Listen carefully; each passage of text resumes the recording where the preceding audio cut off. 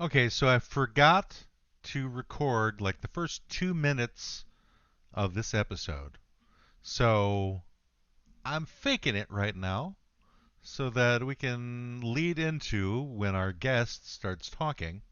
So just pretend like this is not a mistake and I didn't screw anything up. Can you do that? Can you do it for me? I'd appreciate it. Let's start the show. You've just entered the law offices of Quibble, Squabble, and Bicker. If you've come for actual legal advice, you need to turn right around, honey. You need to get out of here, 'cause you ain't gonna get none of that.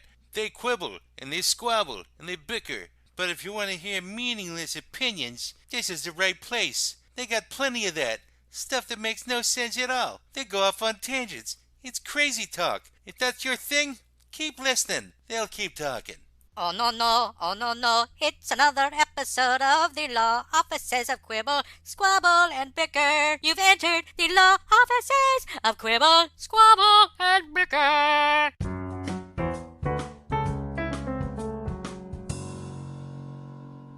Yay! Welcome back to another episode of the Law Offices of Quibble, Squabble, and Bicker on this February 3rd, 2021. Today we have somebody who goes beyond the term legendary. We call him mythological. This is Leland Sklar, who is one of the most prolific bass players of all time. He's played on over 2,600 albums in the music business and over 25,000 recordings in and of themselves. So that's incredibly amazing. And first question I had to ask of him, and by the way, our client for today are Furry Faces and Flipping Fingers, but we'll get to that later in the show when I remind everybody that I forgot to mention the client of the show. So without further ado, Leland Sklar is going to talk a little bit about one of the most dangerous things that happened to him while he was performing. So Outdoor here, venue and it's raining and the chance of getting electrocuted is I mean, from a serious standpoint, yeah, there's been a few times where I've been knocked on my ass on stage by bad grounding, and some water got on stage and walked up to a mic, and it arced, and boom, down you go. It can be real scary. Or we've had pieces of staging fall, like a light might fall from a piece of rigging, and from 20, 30 feet up in the air. That could be pretty dangerous. I heard the guys in Air Supply are pretty tough customers. Did they ever threaten you? Did you ever feel scared being around them? No, I could care less. They're a bunch of pussies.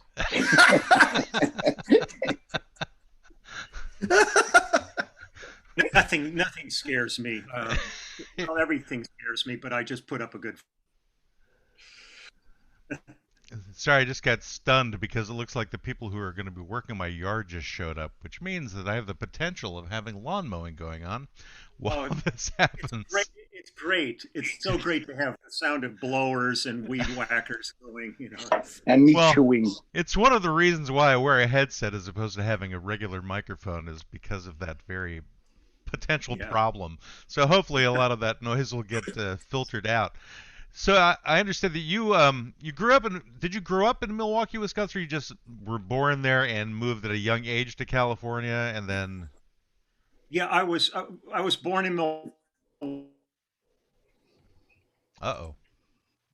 a little I over have going on 5. I was like 4.5 when we moved to LA. My dad got offered a teaching job. He had a lot of different jobs back in Milwaukee, but one of the things he did was he was a high school teacher, and he got offered a gig out here and took it. He got offered 2 gigs, one here and the other was in Hawaii. But back in those days, Hawaii was like so remote that he decided that LA would be the place to stop. what Man, you could have lived, grew up in Hawaii. Yeah, That kind of yeah, sucks. yeah. No kidding. well, I think he has the opportunity to go to Hawaii whenever he wants to now, Greg. Not Who's well, not really. who's going anywhere anymore? Right. Yeah. And That's a good I'm point. lucky to get to the store, you know. I'm just happy to get to the bathroom. Well, it seems like you've got somebody in your room there that might prevent you from getting there. Yeah, what's the story with the creepy guy behind you? Um, he's encouraging people to wear their masks, so he's got his wrecking crew mask on. Um, because Denny Tedesco is doing a documentary film about our band right now, and he did the Wrecking Crew movie, so I got some swag off of him. But Oh, this guy, he was. I had a Santa outfit on him at Christmas. I don't know, it's just I'm in a room full of crap here. This is such a catch-all, and this is where I do all of my stuff from. So kind of anything can happen in here. I find rodent droppings and things, and So you're Hey, like in Larry, a hoarder's paradise, perhaps, or? yeah, it's when you were a little kid, Larry, did you like already know you were going to be a musician? Like when you were the little tiny kid, were you always into music? Like when you were 5? Well, first off, I'm Leland, not Larry, but I don't want to. Did I just say Larry? I'm so sorry. No, that's okay. I kind of like Larry. I think I'm going to change my name. When I was a little kid, my parents used to watch the Liberace television show, and I watched it with them, and I became absolutely enamored with piano and with kind of the whole panache of what Liberace did. I mean, he was certainly the precursor to theatrical Elton and any of those kind of artists. But in those early days, he just sat there in tails, had a candelabra on the piano, and his brother George would come out and play violin. And we had a baby grand piano in the house, and I started plunking around on the piano when I was 5, and immediately had an affinity for it. And so my parents found a teacher, and I began studying. And by the time I was 8, I had won some awards from the Hollywood Bowl Association and met Eugene Normandy, who was the conductor of the Philadelphia Orchestra, one of the great conductors. And I was really pursuing piano as a career, not as a career, but as my passion at right. that point. Would you dress up fabulously like Liberace when you were 8? Would you dress up all amazing? Oh yeah, I had some protective garments on that were pretty stylish. Like rubber diapers, protective garments. What? Yeah, I mean, the rubber came later. I started with latex. Oh, okay. I know where this interview is going today. All right. Here we go. It'll get worse. Don't worry. Oh, that'll make it get better. But it was one of these things that when I entered junior high school, I assumed I would be playing piano in the orchestra and all that. And the music teacher, when they started divvying up seats, said there was plenty of piano players, but they needed a string bass player. And I volunteered. He pulled out an old K upright from the back room and put it in my hands, and I just held it against me and plucked a note and felt that vibration. And I was really ready for a change at that point. I was pretty stressed with piano by the time I got to that point when I was 12. So he gave me some rudimentary lessons, and I fell in love with it. I absolutely fell in love with bass, and then started, getting legitimate teachers, and that became. I never thought I'd have a career in music. It's one of those strange things. I was always in bands, always playing, lots of club gigs and stuff. But somehow, when you're that age and you talk about music, like every one of your parents' friends goes, "Is he ever going to get serious? Is he going to get a real job?" Kind of thing. And nobody ever really thinks about music as a profession. And this is like back in the 1950s, right? Late This 50s, early 60s. Yeah, early 60s. Okay. Late 50s, early 60s. Because I'll be 74 in a couple of months, so that sets my time frame. Gotcha. What about the bass as an instrument really moved you? Like you really settled into that particular instrument? I really, especially when everything changed for me dramatically, like so many other players when the Beatles hit the scene. Because I was not really a rock guy, I wasn't a surf guy, I wasn't into Elvis. It was really classic and jazz was all I was really into. And the Beatles came, and that was a quantum change in my life. But as I focused on it, I really liked the psychology of the bass. I really liked the responsibility of it, where generally you're not the front guy. You can step up to the front, but then you go to the back with the drummer, and you're in your own little bubble back there while the singer, guitarists, keyboard players are generally up front. And I also really liked the position that you occupy as a bass player between rhythm and melody, and you can uh, really craft and dictate where songs are going to go just by changing a root note or a rhythmic thing. So it just appealed to me. I've never played guitar. I've Yeah. never. I just don't really get it. It's too small, too close. Coming from upright, it never felt right to me. Oh yeah, that makes sense. But I really liked, psychologically what the bass does, and I just was really happy to stay there. I didn't, like I said, I didn't think it would be my. I always thought it would be my avocation rather than my vocation. So what would Mm. your vocation have Um, been if it wasn't for the bass? Where was the well, plan taking you? well, when I got to college, I just spent my first 2 years in college in the music department at Valley State College or Cal State Northridge out here in LA. And I just didn't like it. They were more interested in grooming you towards being a teacher than a performer. And I thought, if I'm going to play, I just want to go out and play.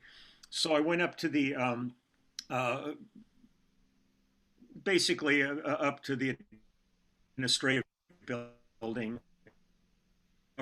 My highest aptitude was in science and art. So I started focusing at that point on, I was thinking I might become like a technical or a medical illustrator, something like that, because I still am very passionate about science, and I've always been involved with art. So I really kind of thought I was going to be going that way, and that I would just, always be in bands and play with friends, but look for a legit job in maybe one of those fields. I also was interested in oceanography, and I was going to apply to Scripps down here, Scripps Institute of Oceanography. Oh, So yeah, oceanography, because I heard I something was also completely different. I was Yeah. also no, I was also staying, keeping my student deferment going during Vietnam because I really had no intention of doing something I didn't believe in. So, so college was really kind of an oasis at that point. So I just kept studying and studying and taking classes.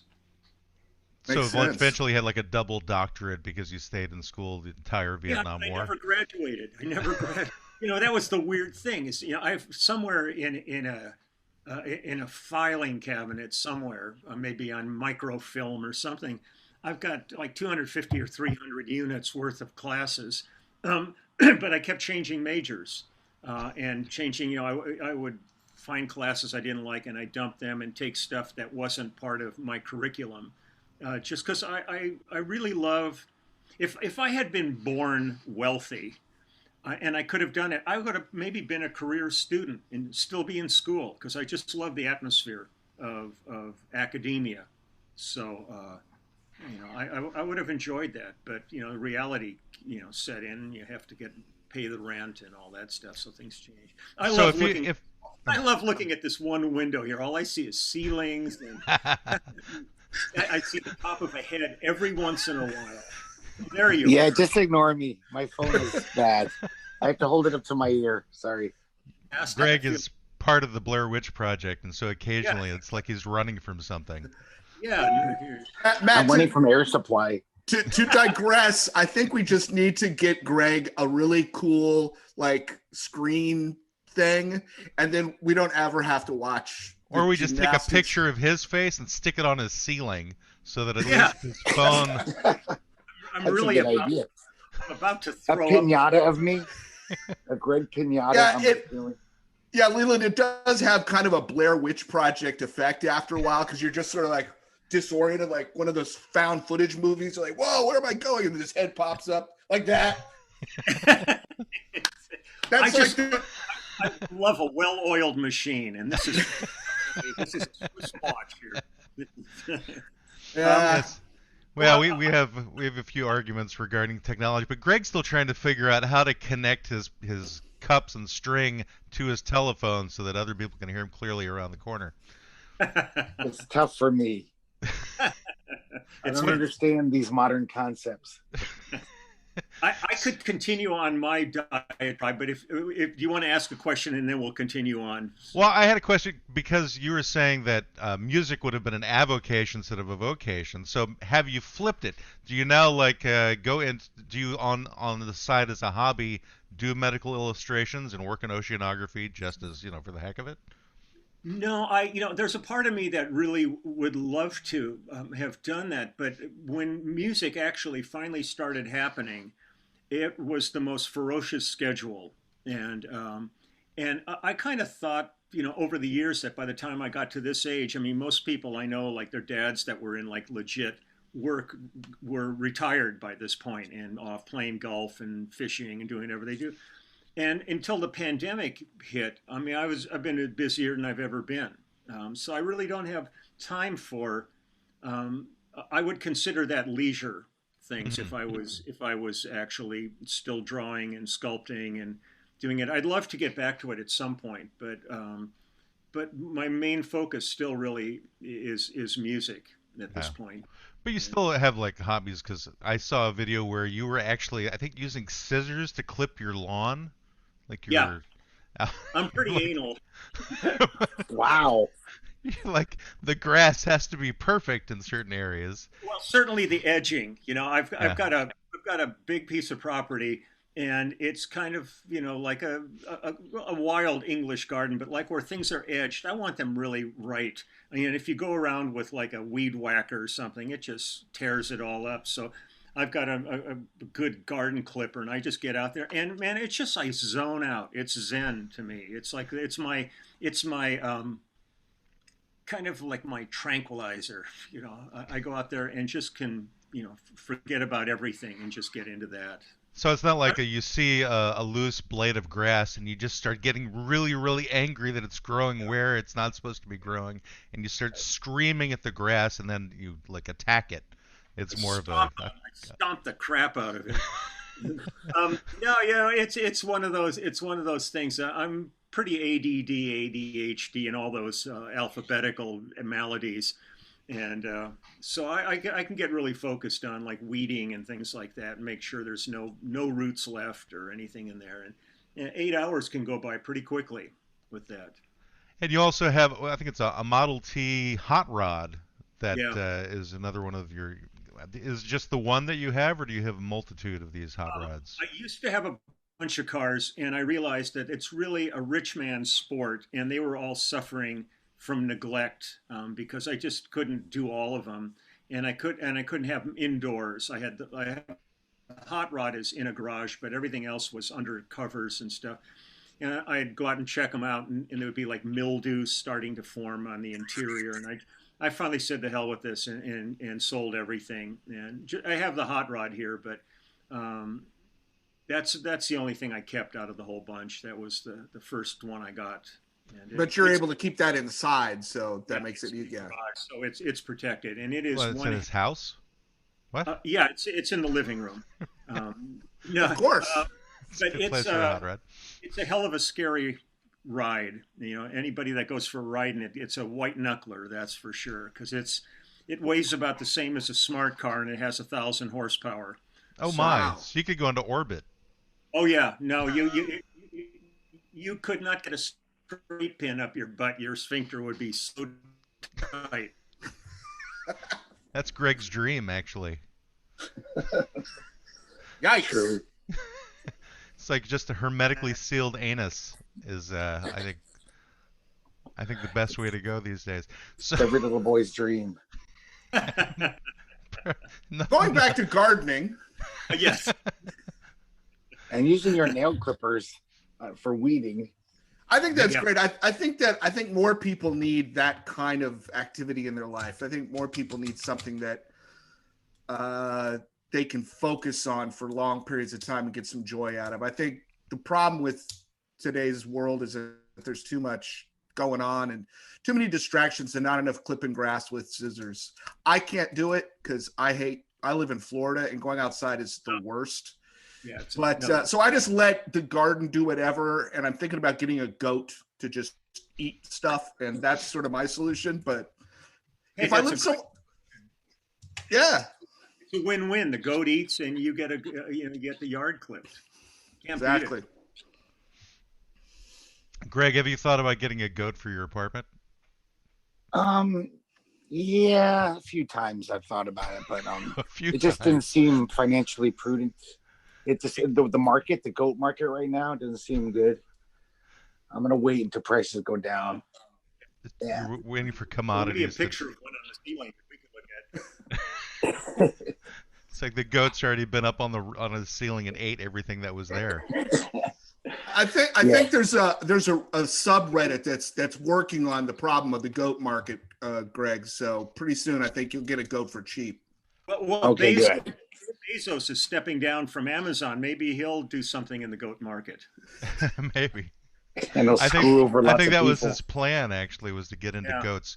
Oh, before I forget, I believe that you and I have something in common, Leland. Back during the early months of the pandemic, I think both of us got booted off of Facebook for saying things that somebody didn't appreciate. So I know what mine was, which was I had made the suggestion that Trump was attempting to start a civil war because he wanted people to remember him like Lincoln. And then I lost That comment's aged pretty well if you think about it. Apparently, I was a little bit prescient back then. Yeah. And then I basically lost my Facebook account. What was it that you got? Because I know there was this whole thing that they were writing articles about you being pissed off at Facebook for something. Well, yeah, I mean, on average, I'm usually kicked off of Facebook about 150 days a year. I get blocked constantly by them. But the last thing I posted was just a question. And all I said was, what could have happened in Mitch McConnell's life to have made him such a vile and horrid creature? And within 10 seconds, they came on and said I was creating hate and bullying and blocked me for another 30 days at that point. Usually you were my bullying blocks Mitch McConnell? Well, that's... How do you yeah. how do you They're just asking a how do you bully a turtle? I mean, really? Just you take its box away. I'm kicking you off this podcast, Brendan. That's hateful. There's aspects of Facebook that have been very beneficial to me, and I appreciate some of the connections I've made and different things. But there's also a real insidious side to it that just really eats at me, and I get really pissed off. And to me, I'm not going to go down without a fight. So I'm constantly being confronted. I get death threats on Facebook from people that go, well, "We know your touring schedule. We're going to come get you." And Why? I go, why? because they're generally right-wing zealots, and I post a lot of, but sometimes I respond and I go, yeah, you're sitting in your basement in your jammies now. Your mom just brought you Ovaltine, and you're jerking off to some crap video game. Come get me. And then I never hear from them again. I'm just curious what video games they're jerking off to. Do you think it would be like Mortal Kombat or like Call of Duty? Is it those type of guys you think? Hey, Doug. I think it was Midnight Cowboy. Pac-Man. Frogger. Grand Theft Auto. No, I don't know. Oh, no. Maybe it's something with goats.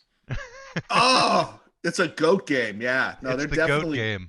Maybe is there Goat Busters? I think there's goat fuckers, something. I don't know. Both of those games are just sad, and in terms of the jokes for our podcast, they're perfect. But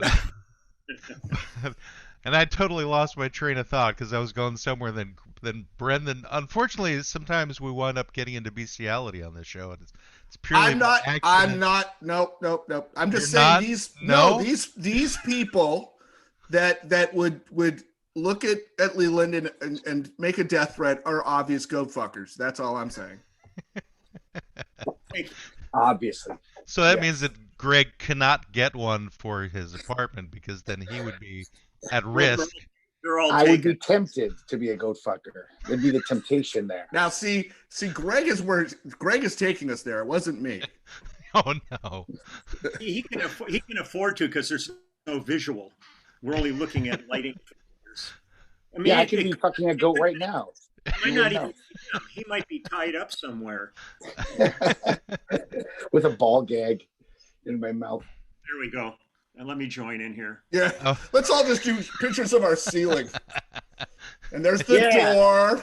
That's quite a ceiling. That's a finger over there. Let's see what we got Impressive. better.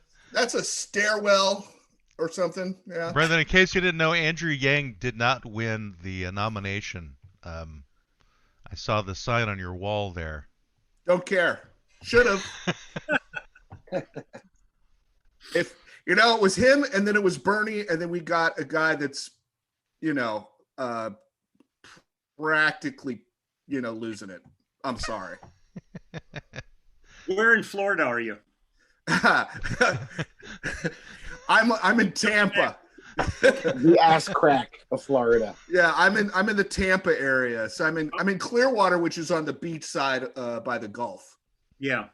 No, I was just curious because we would spend a lot of time because when we were working with Phil Collins and rehearsing, he lived in Miami. So I was just wondering what part of. Oh yeah, no. I live in the central weird part where it's like South Pinellas County, where I live, is like very Democratic, and then you drive 30 miles north and there's Proud Boy rallies, and it's a weird, and I'm somewhere in the middle of all of that. Yeah. Cool. The odd thing is that Greg and I both hearken from the East Coast, but we live on the West Coast, and Brendan is originally from the West Coast and lives on the East Coast. So it's amazing the world we live in. I'm just flabbergasted every day at things like this. It makes getting up worthwhile. You talk about Leland, you mentioned having the Greg talk crew. about goat fucking? No. You mentioned the wrecking I'm crew flabbergasted also. I'm earlier. Let's get off the flabbergasted. goat fucking for a minute. I wanted to ask Leland, I saw that Wrecking Crew movie, loved it, and was so amazed that these session musicians would come up with these beloved parts of the song that you were like, that wasn't even there. Do you have any particular proud line you made up where they just came in with 3 chords and you said, hey, let's start the song this way? Oh, I mean, there's been many of those over the years. Songs like "Doctor My Eyes" with Jackson Brown and that opening. I know what you're talking about. I love the bass line in that. James Taylor or Spectrum with Billy Cobham. A lot of times the bass line becomes very iconic within a song, and that's the thing that people remember. And Carol Kay and the Wrecking Crew was really gifted at that, and Joe Osborne too. They were the 2 main bass players out of the Wrecking Crew. Created some absolutely amazing bass lines that defined the songs that they played on. You're always looking for that. You're not trying to impose yourself on the song, but you're trying to find something that'll just lift it that extra space. Yeah. Would you say which one are you like particularly proud of? Where you think I really made the song on this with my bass? Well, I mean, when people write to me all the time, bass players and stuff, they really love Dr. My Eyes and Smiling Face, Jackson Brown and James Taylor. Those, for some reason, those resonated with bass players. But I've been really blessed to work in a ton of different genres. So there's different things within all kinds of different styles of music that I've been involved with that I appreciate the recognition for it, because I do the best I can every time I whip it out. That's I feel the same way. I'm actually going to put that on one of those inspirational quote things and put that on Facebook, because I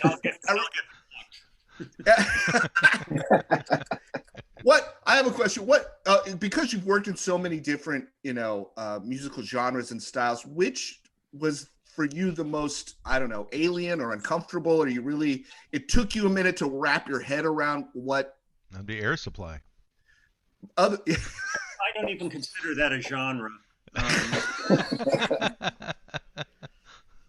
If any of the members of Air Supply are listening, sorry. Yeah, you shouldn't be listening if you're in Air Supply. I like how Leland is frozen. His hand is stuck on his beard.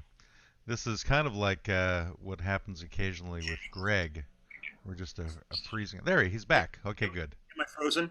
Not anymore. But that was a great pose, though. It was like just you were pondering the world. Yeah, I keep getting a little sign that says your internet is unstable. My internet is total crap where I am, and it just drives me crazy. And I keep trying to get it resolved, and it just doesn't get resolved. Um, Do you have I Ethernet connected to your laptop, no, or I'm on Wi-Fi where I am. I could that's take why? the computer downstairs and plug into the Ethernet, but if we're working, I'm not going to screw it up by moving. Right. Uh, but in terms of genres that maybe were harder to wrap my head around, every once in a while I get called to do like a rap or a hip hop record, Mm. which is generally machine bass, and sometimes I've been brought in where they say do some things like around that bass just to give it a little bit more humanity, kind of thing. Really? And Wow. which and it's a legitimate challenge to do those kind of things because there's already a defined part, and you're trying to find something that can just kind of give it a little bit of schmutz on it. Right. So sometimes that's been, and it's not difficult, but it's a little out of the norm. Where if I'm doing jazz or country or metal or rock or whatever, that's pretty defined for me, and I know what to do when I get in there. But I still enjoy it. I love a challenge, so Yeah. it's kind of cool to sit down and listen to some. And sometimes when I'm doing that, that's when I'll pull out like an octave divider and maybe my fretless and do some stuff that really doesn't sound as bass like that. It's more creating an atmosphere along with the machine bass that they've got. Well, did you use something like that when you perform with Deepak Chopra? Um, Because I I saw think that in your discography. I'm like, on what? Deepak His Chopra. rap album? And then it's whispers. That's right. yeah, I Gangsta ended rap with Deepak Chopra. Straight out of CNN. Well, I ended up doing a whole bunch of projects over the years with people like Deepak, and there was a guy named Brian Bennett who I did a bunch of albums with, and it was all these things that were like meditative things, and it's just interesting. The thing I've loved the most about what I've done in my career is in it where there have been times where you can be slightly jealous when I look at somebody like Flea, and really all he's ever had to do is chili peppers and make a shitload of money and just do those songs, even though Flea does lots of other things. I'm not denigrating him by anybody that's in like a hit band, and that's all they really need to do. Where every time I go to work, I'm in a new band and I'm learning new material and creating new parts. So instead of having a repertoire of say 100 songs that your band's done and that's what you go on the road with, I've recorded on probably around 25,000 songs and Wow. have to Yeah. come up with parts for every Damn. one of those songs. So it's but there's a part of that to me that is so ultimately satisfying and been such an adventure. And plus, I've gotten to work with the greatest musicians in the world, and for that, I'll always be grateful. Is there Have you ever someone turned who out a you good? regret that you never got a chance to perform with? Yeah, there's a few people like that. I've always been a huge Steve Winwood fan. Okay. I've never had to play with Winwood, and yeah, it would be fun. Uh, for the most part, I don't have too many regrets. I mean, I hear people all the time that would be fun to play with, but I don't want to be totally greedy.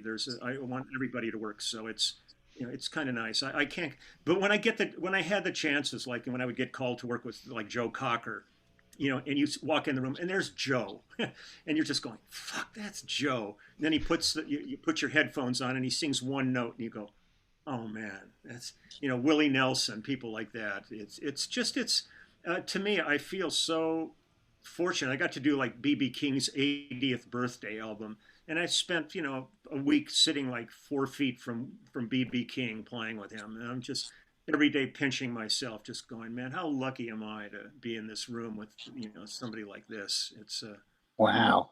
really Wow. very appreciative of. Have you ever done classical, like gotten a stand-up bass and done session work for like classical type music? Um, well, that's how I started, was playing classical upright. Yes, but I mean When I professionally. started. But when it came time, during the 70s, when my career actually started, in 1970, when it really actually went into full bloom, um, all my work, everything I was called for was electric, and I had my upright at home, and it just sat there. I never really got any calls for it. Everything was, pop and rock, and that's all they wanted was electric. So over the years, my chops just went down, and I kind of regret that I didn't just dig back in and really, stay on top of it. But it's one of those things that when it comes time, when if I got called for one of those kind of dates, I have friends that are monstrously great upright players, and I would just say, call them. It'll be great. I could bullshit my way through it, but that's not what I like to do. So I would rather see somebody working who that's what they do best. And You give a referral like a yeah, doctor. absolutely. I think it's a wonderful community, and I think it's great when we can share. I know my strengths and weaknesses, and sometimes I get called for things, and I just don't think it's exactly what I would be great at. But I have friends that I think would be spectacular at it, so I just tell the people, look, call them. You'll be much happier in the long run. Well, I heard you refer to yourself once as a plumber, like you're a plumber of, I guess, of bass. So how does Well, that apply? it's not so much a plumber. I'm hired help. I'm not the artist. Uh, I'm like, you know, I'm the gardener, or I'm the plumber, or I'm the electrician. When they're doing a record, you call the guys to come in and do it, and we're basically hourly workers, and that's what it is. You're not getting points on the records or any of that stuff. You're not vested on that level with it. So I've always kind of looked at myself as like a blue collar worker in this business. Like everybody, people come up to me all the time and they say, "Oh, you played on that record? My God, that's one of my favorite records. I had no idea," kind of thing. You were more invisible in the business. In the same way the Wrecking Crew people were. People would listen to, the Mamas and the Papas and the Beach Boys and Frank Sinatra and the Tijuana Brass and all these records, and not realize it was the same bunch of musicians playing on all those records. it was like the Um, Funk Brothers in Motown, right? yeah, well, all, Yeah. all those things, the guys that came out of Stax, the people that came out of Sun, there were, these defined rhythm sections that did a lot of the work in those areas. And they were doing everybody's records. And people really didn't know who those guys were. They just knew who the artist and the song was. Um, Right. So you these know, various and documentaries that were like highlighted these different yeah, session well, groups, I think that that's was, helped you out a lot, probably giving you a little more recognition. well, what'll be interesting is to see how the documentary that's being made right now about our group turns out. And Denny Tedesco, who made the Wrecking Crew movie, is making the documentary about our group, the immediate family.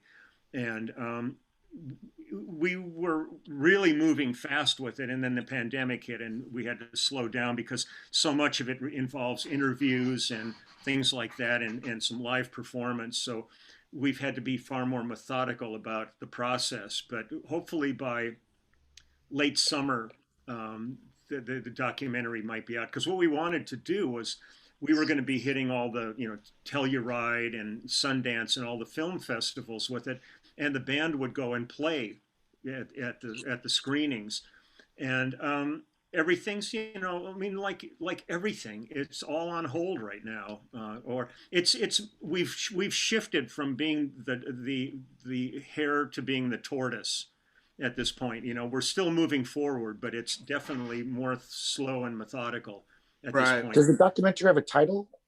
It's going to be Already? called the Immediate Family, which is the name of our group, and Okay. the band.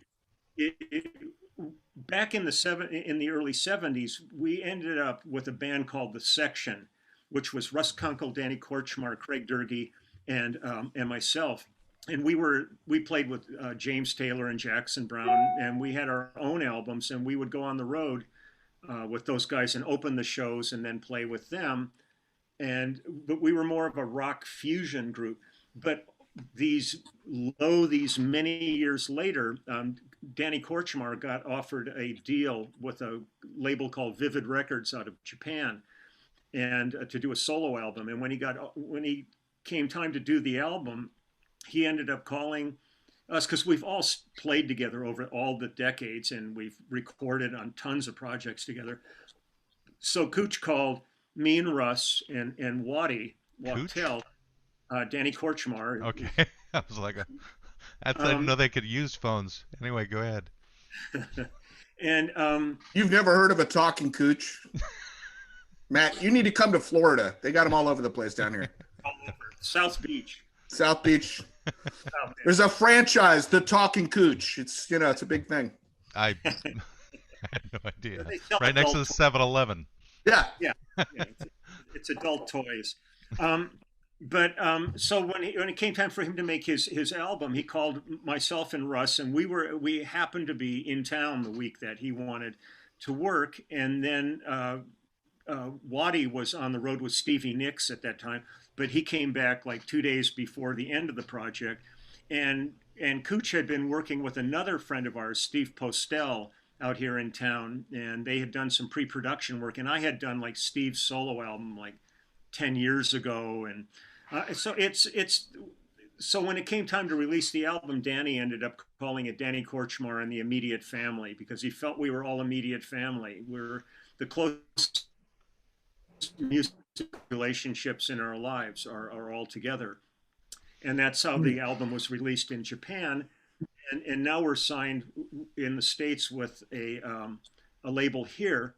And we just dropped the Danny Korchmar part of it, because now we're signed as an act. So it's the Immediate Family. And we're Do you do a lot of the Porto Valley. songwriting?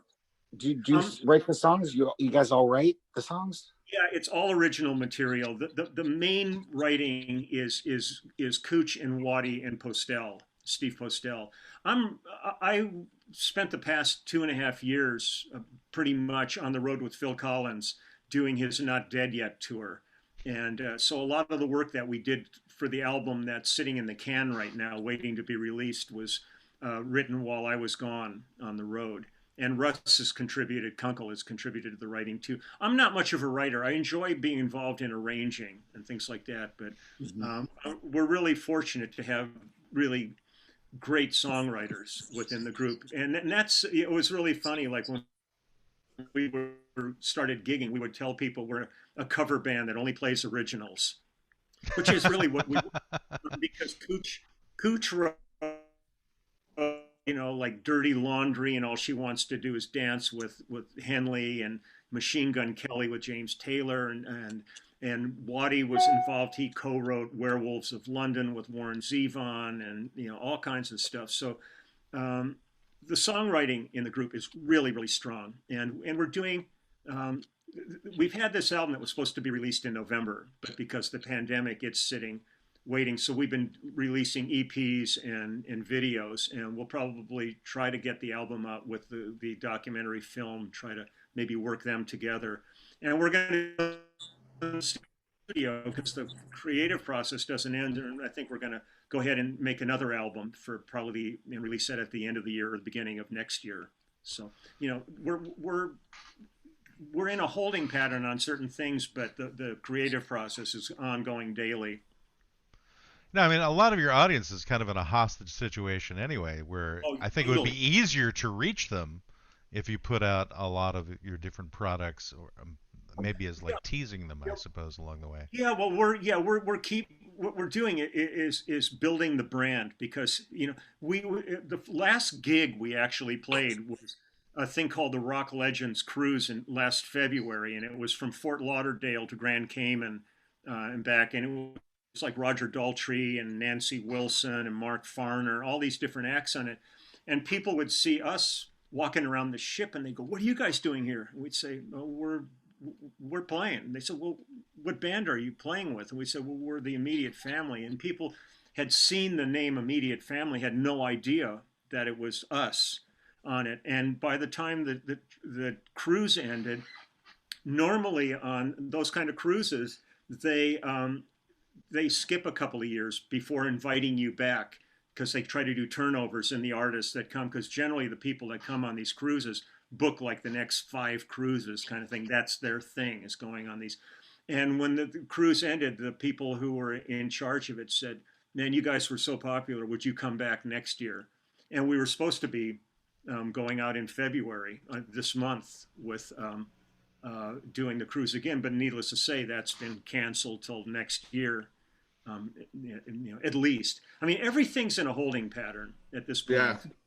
I mean, I was absolutely furious when like Sammy Hagar and Clapton and some of these people have been saying, "Oh, we got to open up those concerts again," and I'm sitting here going, "Fuck you," this is bullshit. Because who's the safest person if you did a concert like that? You would be coddled and taken to your spot on stage and then taken away. Man, what about the audience that's packed like sardines, and not masked and all? Right. It's not a note I would ever play that's worth somebody's life. And so it's going to be a while before we see live music again. I mean, they really have to focus on getting the population healthy. Yeah, those cruise ships are like Petri dishes for COVID. Oh, yeah. It's ridiculous for any of that stuff. But almost even a small club, and then the viability of a club that say holds 100 people, but they're only going to let 20 in. I mean, we have to be smart about this and know that this is going to hurt. I'm just praying for the small venues that they can survive this. Big venues, arenas, all that stuff. They're bringing in crowdless basketball and different sports and stuff. And stadiums are playing football and all that with cardboard cutouts of people in the stands. Well, what Brendan is it's basically like COVID never happened over there in Florida. It's like it's just a free for all. Whereas here in Portland, Oregon area, restaurants are just shutting down. That's a little unfair. Well, that's how you described it. I'm not saying it's completely free for all, but it's definitely less restrictive here than in other places. Did you say you went to a monster truck rally last week? Oh yeah, you know me. I'm a big monster truck rally guy, and I just went through the crowd, wiping my nose on the back of everyone's neck as a sign of solidarity against the oppressive, shape-shifting lizard people. The hoax. You're speaking truth to power, man. Yeah, I think if you're going to go there, really just go there. A lot of, you're just hawking some greenies. Yeah, exactly. Yeah. A lot of lick your palm and then high five everybody. I think hawking some greenies, wasn't that done at like Grateful Dead concerts though? They were one of my favorite. They and Strawberry Alarm Clock were two of my favorite bands. That's an interesting combination of bands to be your favorite. Those two, they're quite different. Yeah. Well, I'm like a cross-dresser when it comes to music. That's okay. Yeah, I'm just a cross-dresser when it comes to dressing. What? I'm a cross-dresser when it comes to dressing. Well, you dress like either hobo chic or tramp chic, Greg. I don't know what you're talking about. Yeah, but sometimes it's a little more effeminate. I had a little flourish that's more feminine. You have like phrase and the hefty bag that you're wearing is a skirt? Yeah, exactly. I assumed that cross-dressing meant he was just angry when he got dressed. No, it's just like everything that he wears is shaped like a cross. Oh, okay. I kind of am cross-dressing in Portland because I have to put on so many layers every morning. It's this chore. It's like, oh, here's my third sweater. It takes me 5 minutes to get dressed for work. Why do you have to have so many clothes on? Because I walk to work in the cold. It's freezing. So I have to have like two sweaters under my jacket and a thermal shirt under my T-shirt. So do you get undressed when you get to work? No. Well, I take my jacket off.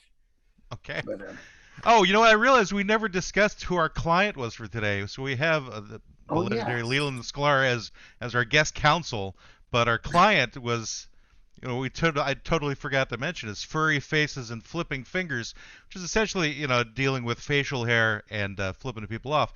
And the reason this comes from is obviously, Leland's face is hardly seen due to a mass of fur.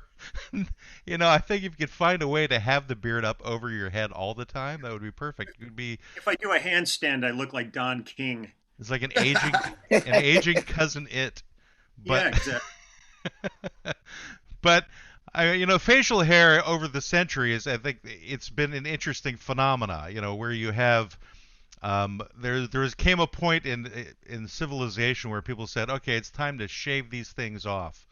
You know, that we don't want these things growing on our faces anymore for whatever reason.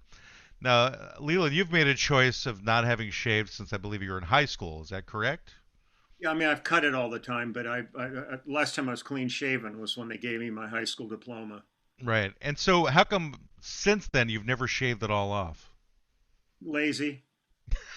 Yeah.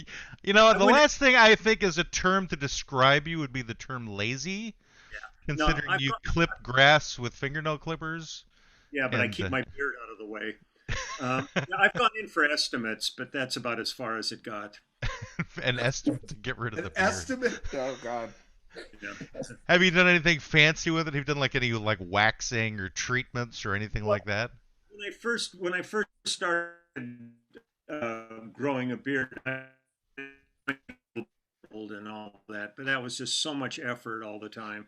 I finally just came in one day and just clipped the ends off of that. But for the most part, no. I always get these like you're out there, on the road or something. You always get like some girl comes up and goes, "Man, can I like cornrow your beard? Can I put beads in it?" And I go, "Get your hands away from me." I imagine that it influences your diet a lot. Leland, How do you Leland, do I it? think you're missing. I think cornrow. I think there's a different. I think they're trying to say something different to you. Is You're that? thinking of cornhole. It's got nothing to do with That's a- goats, does it? No, it has nothing to do with goats. Nope. Okay. Nope. Just wanted I, to confirm I want that. to. I want to cornhole your beard is a southern slang expression for For what? Take me. talking cooches. Yeah, You no, know. that's when you get your ride to the PTA meeting. So I imagine having that beard though, Leland, must like really like influence your diet. Like there's probably food you can't even eat. Messy Not sandwiches. I mean, like curry? Oh no, I mean to me it's all there. You're just careful, and then you have a handy wipe, handy, and it's also nice because you can kind of tuck away something back in here, and a snack for later on. It was like was it Trading Places when Aykroyd was dressed as Santa Claus, and he was at that banquet, and he took a big piece of salmon, and he Subway afterwards, all hammered, pulling the salmon out of his beard and eating it, and the people in the cart are just like losing it watching him. You can use it for a variety of things. Yeah. I had a lengthy beard earlier this year, not quite the same as yours, but I was just growing it out for the pandemic, and I was just getting the whole old prospector vibe at that stage, and my wife had decided that she likes me with a beard, but not that beard. And I would have liked to have grown mine out as yours, but yours is still it looks kempt even though it's long. It looks like you treat it maybe with oils perhaps, or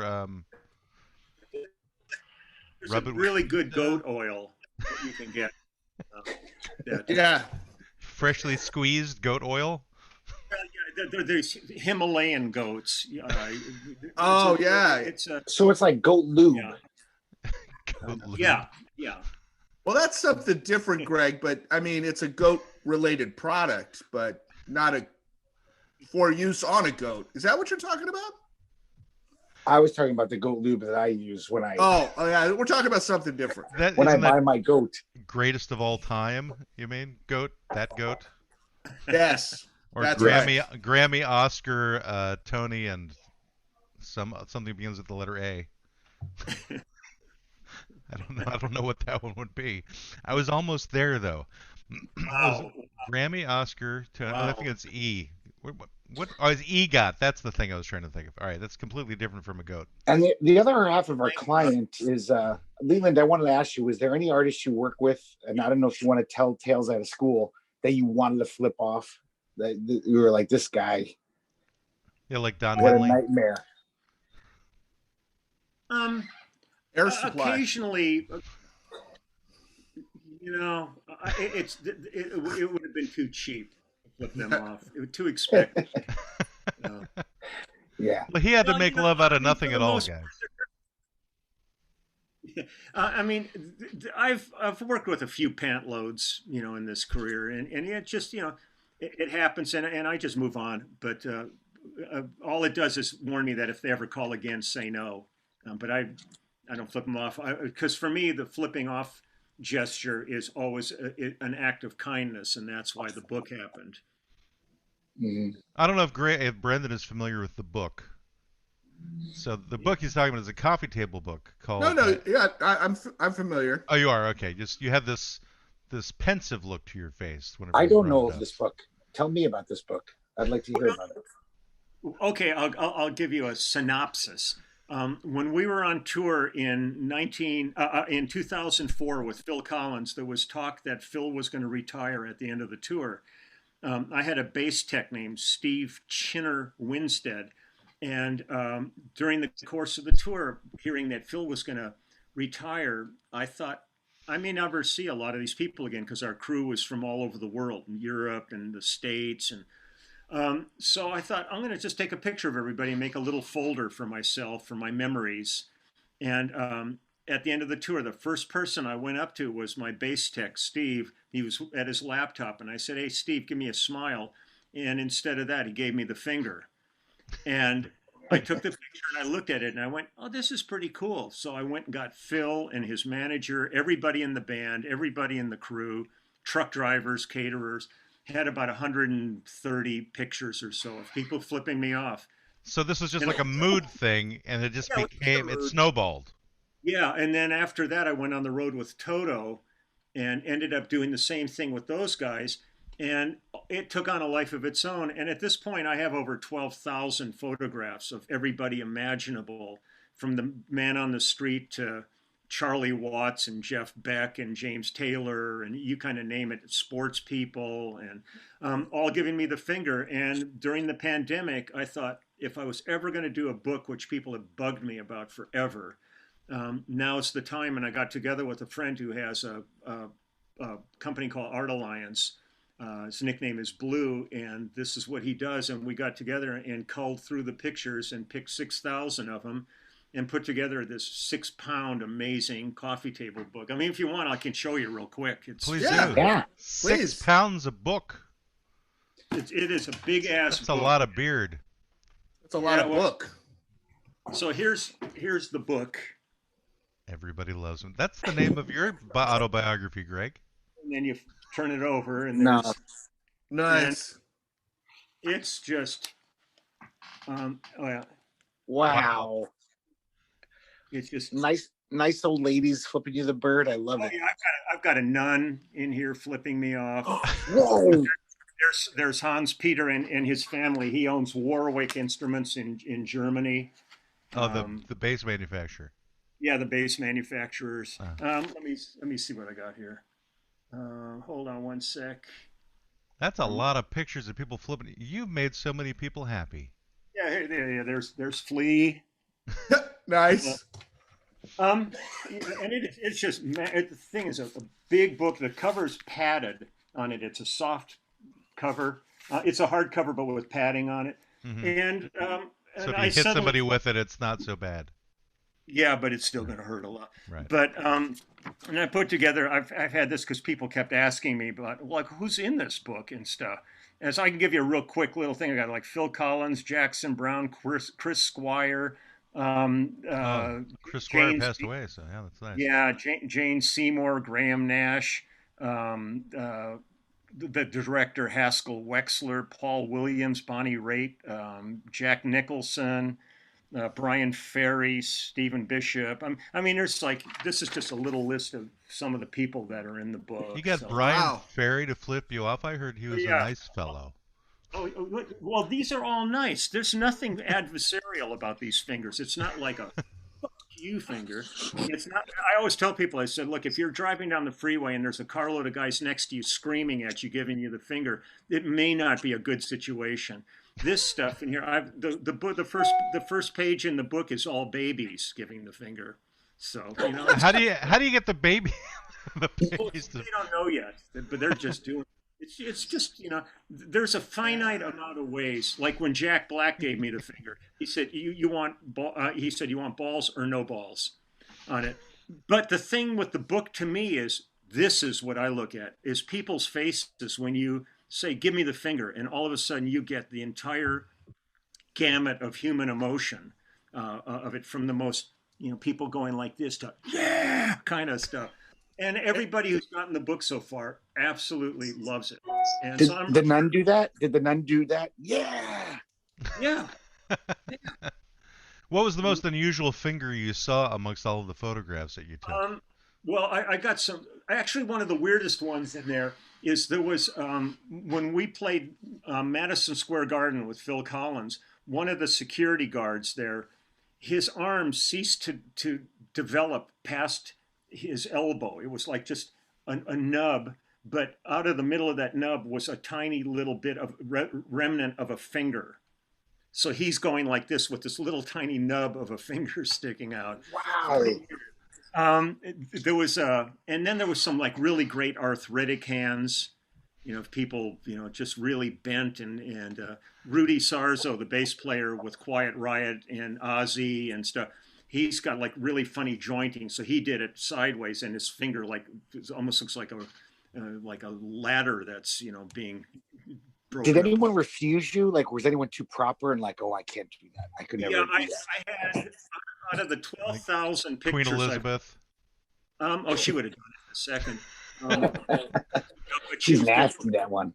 Well, I mean, we were talking goats, and we just got distracted. Always go back to the goats. I had out of the 12,000 photographs, I had about 25 people say no to it.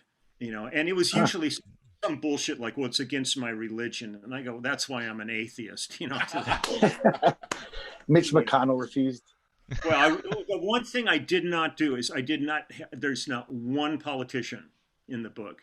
And I had a lot of opportunities with them, and I just did not want to darken my doorstep.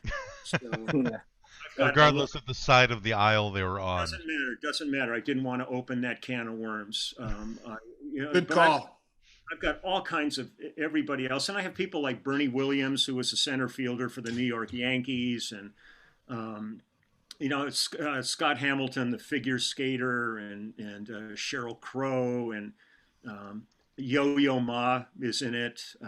It's like wow. Humanity, and it's a lot of years of just taking pictures. And I still have 6,000 pictures I didn't use. Wow. Says like the sequel, is it's that been coming? Really, well, this was really a ton of hard work. So I'm not sure if I would do another one. But right at this point, I'm just working really hard fulfilling orders because I've done everything myself with the pandemic. I mean, I'm packing, I'm shipping, I'm doing everything. And oh wow! And I printed. I had 10,000 copies printed, so I've got a warehouse full of books. And you don't have some intern you could abuse to do that? No, not with COVID. Oh. See, that's the whole thing is with COVID, I don't want to be in harm's way, and I don't want to put anybody in harm's way. So right. Pretty much, and the good thing was with the post office that's near my house, when I would have box loads of books, I would just go back to the loading dock. I didn't have to go into the post office and deal with anybody. So they would just ring me in, and I could just back my truck up to the loading dock and fill some big containers with boxes of books, and then they would ship them at that point. So do you have a room in your house that's just filled with all the books that you had published? Or? No, I keep about a dozen boxes of books in my garage, and then there's a lock-in store near me that I've got a big room in, and it's just packed with boxes. And I just go over and stock up. But I'm looking for distribution in Japan, in Europe, and Scandinavia right now. Well, the finger is pretty ubiquitous. I mean, I think it's international. Yeah.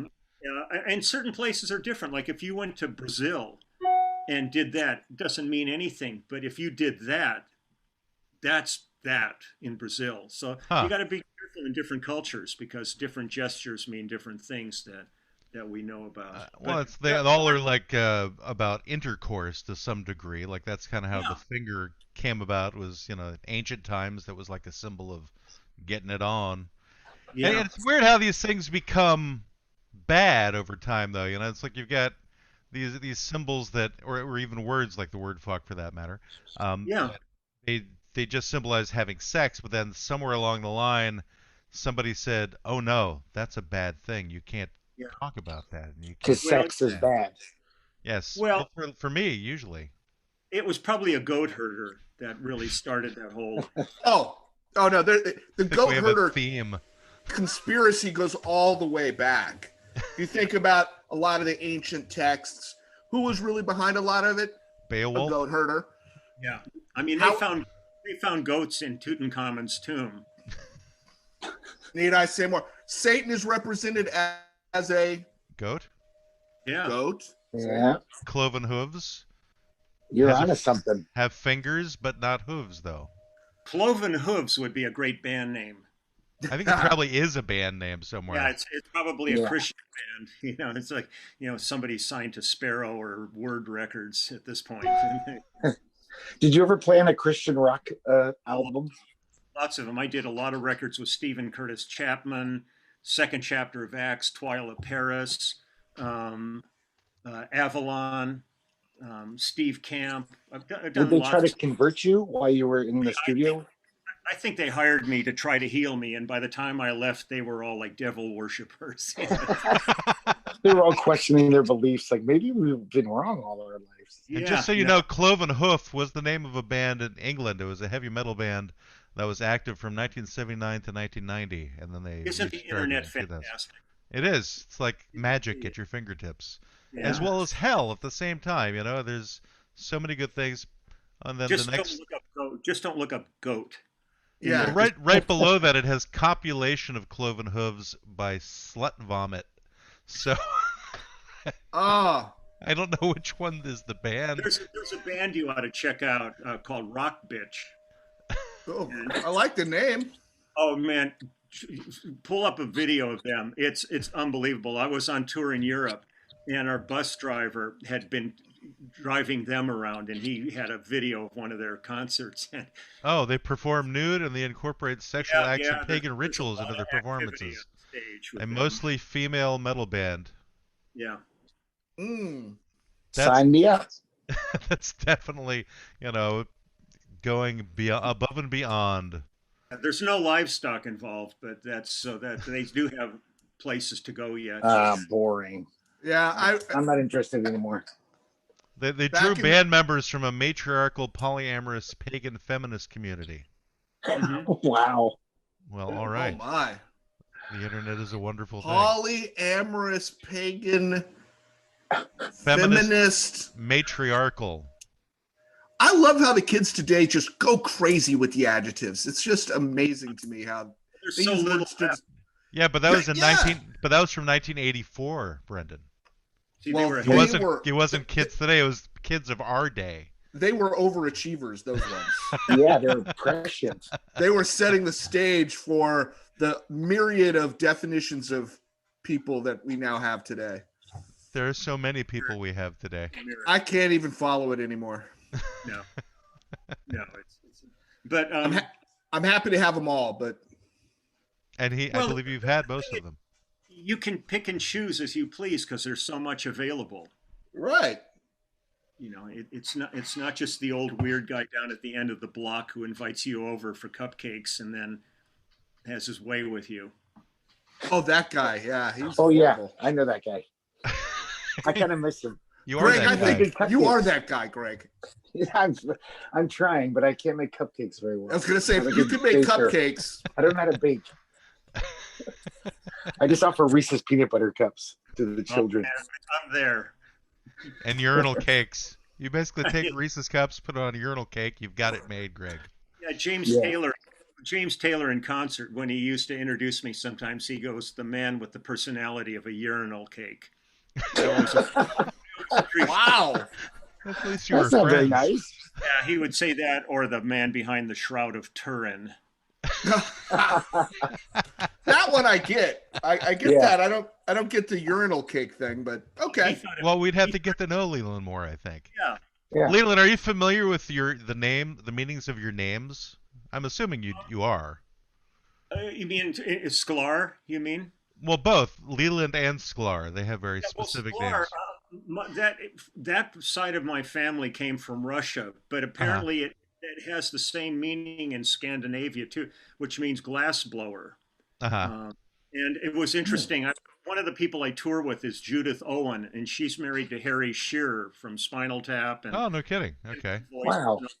And we were doing a BBC radio show back in England, and the girl who was interviewing us had no clue who the hell we were or anything. She was just thrown in there, and so to be interesting, she said to me, she says, "Oh, Sklar, that's an interesting name. What does it mean?" And I said, "It means glass blower." And she goes, "Well, have you ever blown any glass before?"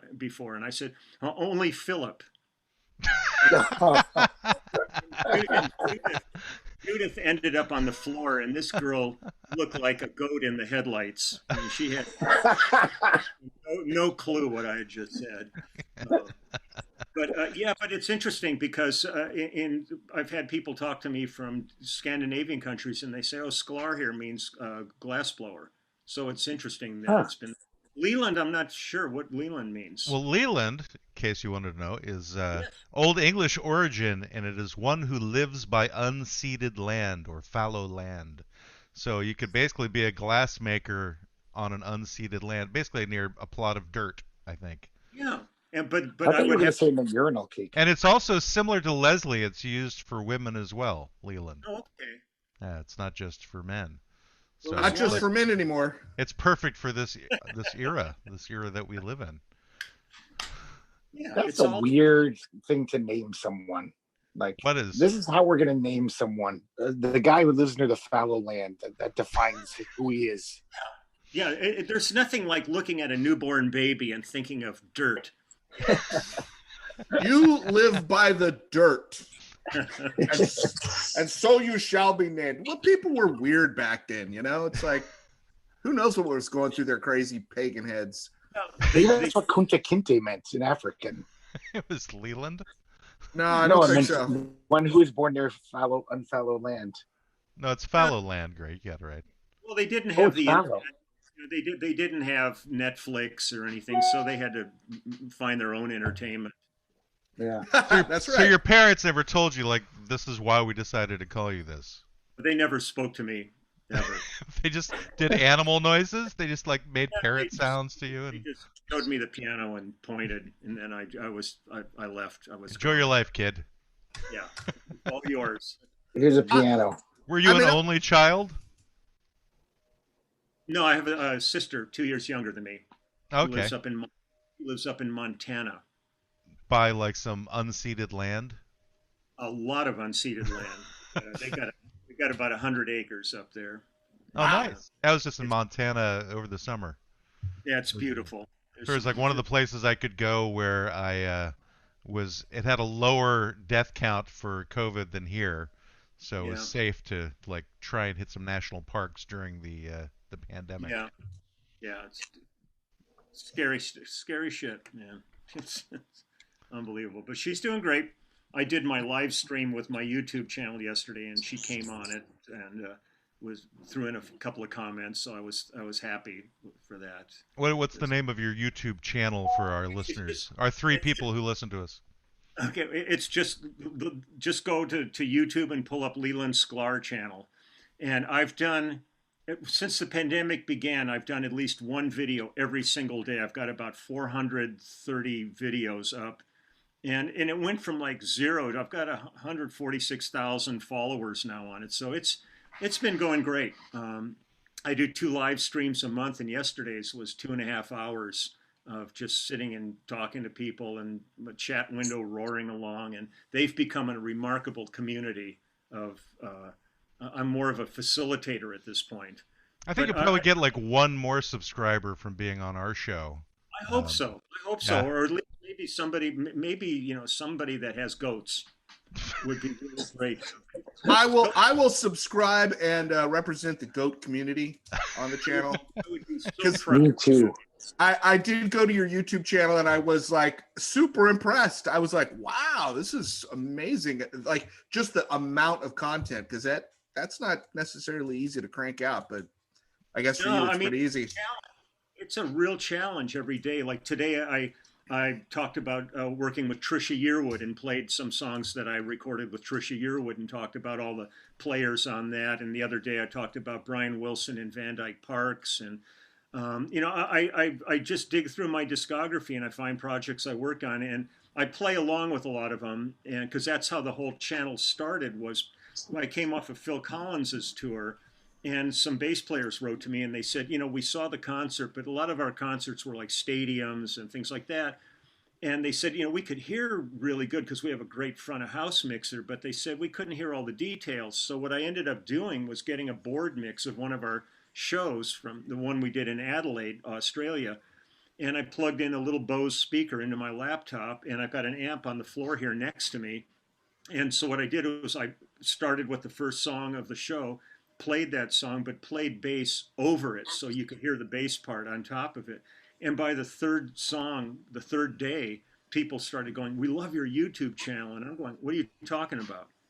And going, "Oh no, the thing." I had no idea I was doing a YouTube channel, and it all of a sudden, I got through a lot of Phil stuff. Then I was doing everything from Billy Cobham to Jackson to you name it. So every day I look up, find another song, and I'll quickly relearn it and show the bass parts on it and along with it, and tell stories. Or at this point, it's fun just to play the songs and sit here and listen with the people. But it's become a really great community during this time of lockdown where people are out of touch with people. This has really become a real unit. And on Saturday, I do one-on-one Skype and FaceTime. So I've got a whole day filled with people that signed on for that, where I sit for like 15 minutes with each person and just shoot the shit with them. Well, whatever you do, don't do any recreations of Don Henley's stuff on your YouTube channel. Oh no, I've been down that road already. Okay, because I'm saying they will. I had a YouTube channel. I had over 2,000 videos of it. It was like all new content. Got totally shut down specifically because of the Eagles. Yeah, no, really. Yeah. But Wow. the other day I did a duets album with Reba McEntire, and one of the duets was with Henley, and that stayed on because it's Reba's call.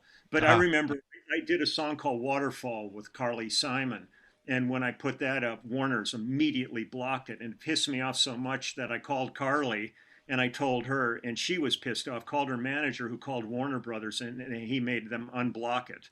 Jeez. Wow. Just the fact that you guys are on these things and you get blocked too, it just boggles my mind. It's bullshit. And the thing that makes zero sense to me is the fact that I can't monetize any of it. It's all copyright protected, so I'm not making any money. It would only help the label and the artist, because so many of the things I've put up, people said, "I had no idea about that record. I'm going to go out and order it, and I'm going to buy it." And this is to benefit them. Why the hell would you block it? I just don't understand it. Yeah, all the videos I had were basically of karaoke singers, so it's like, and it was all of the videos I put up were all demonetized to start with. I never wanted any money from them, And it was just... that's not why I got into it. I got into it just because it gave me something to look forward to every day when everything else I was supposed to be doing got shut down. Yeah. So it's given me a reason to share. And so we could flip off the man right now, the man at the publishing companies. You're like a musical sharecropper, basically. You got nothing. You got no rights. Yeah, no, absolutely not. But I didn't want them either. And that's the thing, is I'm just really enjoying the thing that evolved out of this. I think it's become very important. So between the book, the YouTube channel, and our band, I've been busier than I've ever been during this period. I'm not making shit money, but I'm busy and I feel engaged and creative. And that, to me, that's enough at this point. Yeah, especially considering how long and extensive your career has been. I think you've had an amazing, amazing career, and the fact that you're still going strong is a testament to obviously your abilities. So you must know a little bit of what you're doing. I know you've got a meeting coming up in the next few minutes. I'm going to have to get you in here. I'm teaching. I'm doing a Zoom college course that I was asked to do. I did a high school. What is today? Wednesday, Monday. Yeah. I did a high school, Agura High School. For one of the classes, and I sat and talked to them for an hour and answered questions. And now this is Stanford University or something. They've asked me to come and speak to a class there. So Wow. Well, it's been So an you're absolute it's been an absolute honor to have you on. We really appreciate you taking time out of your day. It's really been great. I'll never look at a goat the same way. Your faces and ceiling will come to my mind the minute I see a goat. And if you do look at a goat a certain way, make sure you take a picture of it as well. Yes. And make sure you have goat oil. Well, it's kind of like the shepherd out in the field where he's counting his goats and he's going, let's see, 1, 2, 3, 4, 6, 7. Sad stuff. Where's the symbol? Oh, hey, wait, I got one here. Hold on. Oh, by the way, everybody, go to his website. It's www.lelandsklar'sbeard.com to buy his book. You can actually get it signed by Leland personally. Yeah, there's an option for signed personalized. And ask for the goat. I think we need that sound effect to end the episode. Wait! I just need to show Leland something. Oh man, we are so connected. Dude. All I have is this paper towel that I was wiping my nose with earlier. Yeah. I think this is one of my favorite ones here. I have this. Yeah, that's a good one. What do we got here? Okay, kids. Classic. All right, we should probably just say thanks, Maria. Thanks, Maria. Thanks, Maria. Maria. Thank you, Leland. Really, it was great having you. The best. If I ever need a law firm, you are absolutely the people I will not come to. Yeah, don't. We don't know what the hell we're talking about. Any more trouble with Facebook or YouTube, you call us. We'll represent you. We're on it. This has been the Law Offices of Quibble, Squabble, and Bicker Computer Telecast, where any advice has been designed purely for amusement and deep-sea diving. Please take a candy on your way out, pet the lion tamer, and subscribe to this computer telecast if you know it's good for you. The Law Offices of Quibble, Squabble, and Bicker deny all culpability in today's events and are not to be confused with the real law offices that have a secretary and books and stuff. Thank you all. Have a good day.